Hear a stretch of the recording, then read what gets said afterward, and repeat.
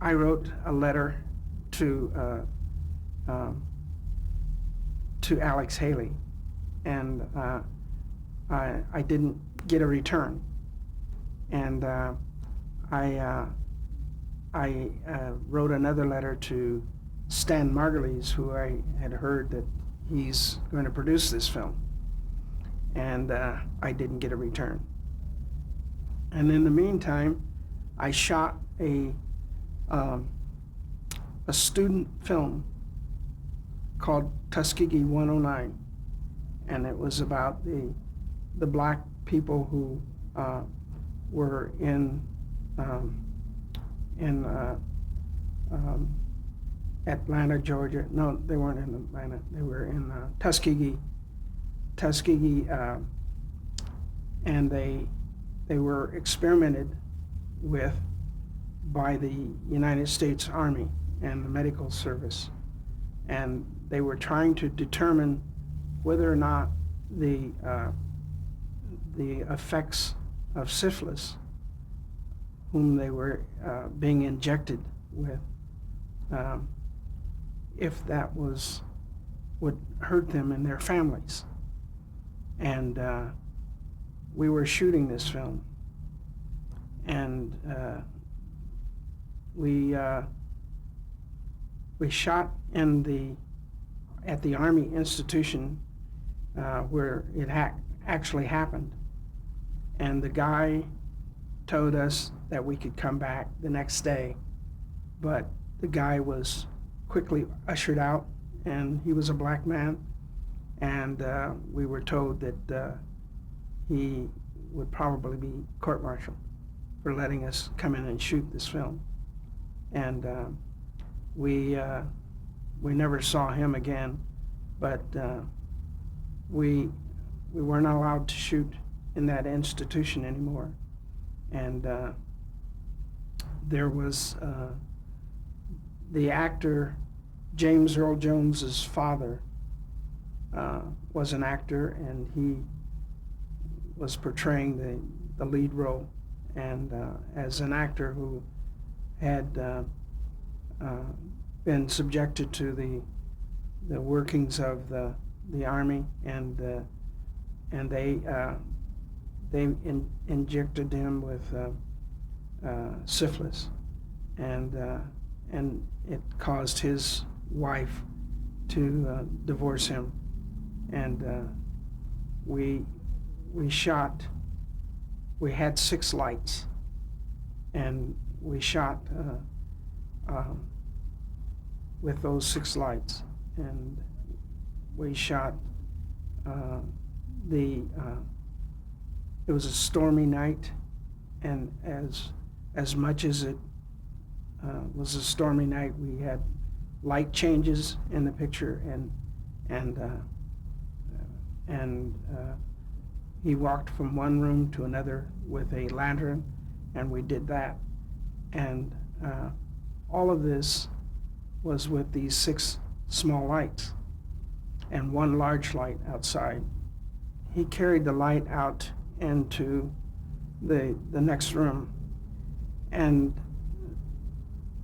when I showed the film to Stan Margulies, after waiting for him for an hour, and he finally came, and he looked at the film. He looked at 2 minutes of the film, and he saw a scene, an inside scene, and went to a dark scene, a night scene, and he got up and left the room after 2 minutes. And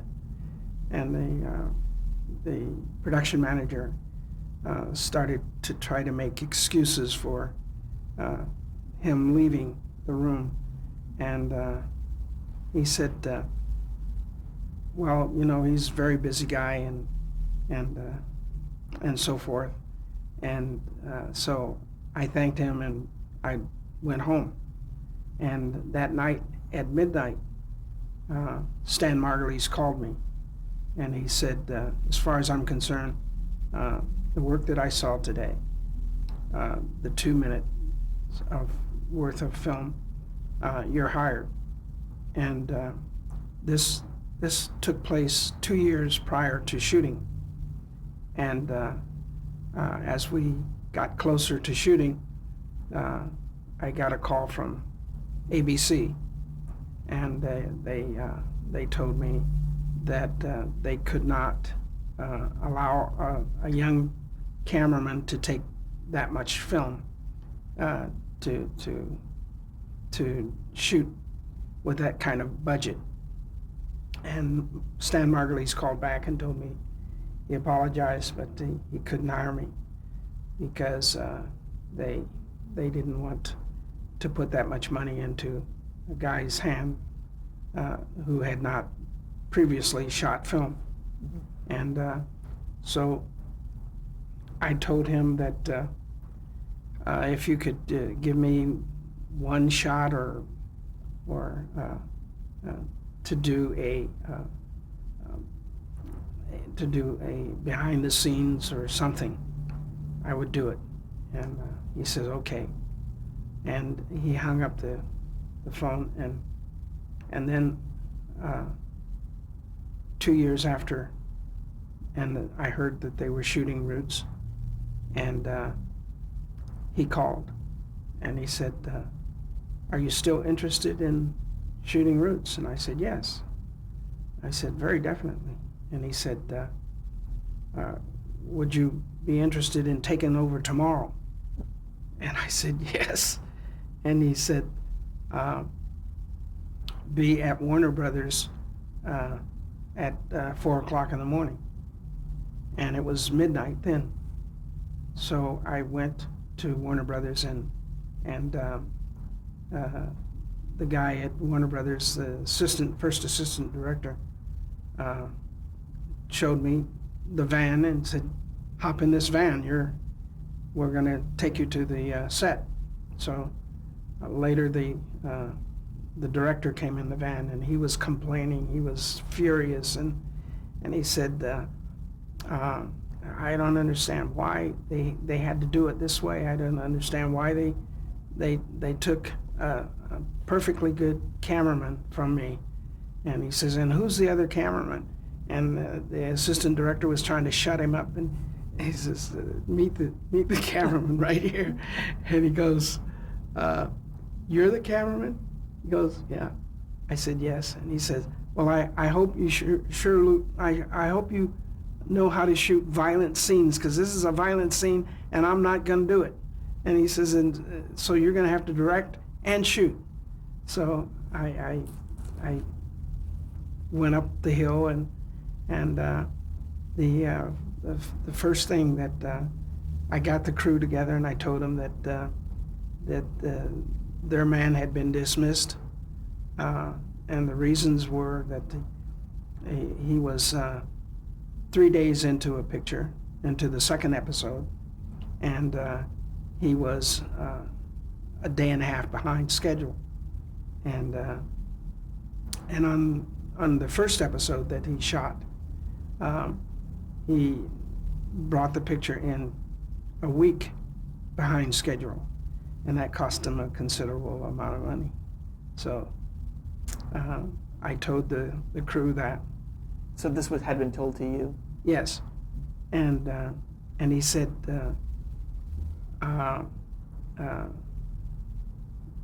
further, I hope that you guys will accept me and we'll work together good. So they look at one another, and I told them what shot that I was getting ready to shoot, and they were kind of standing there.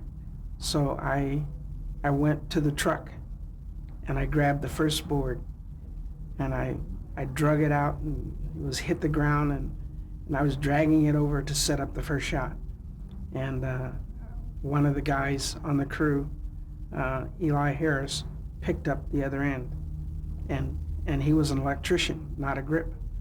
So he was helping me to set up the first shot, and I laid out the track and told him where the track would be and what the shot would be, and they just looked at one another, and finally after a while, they started helping. They started pitching in and helping, and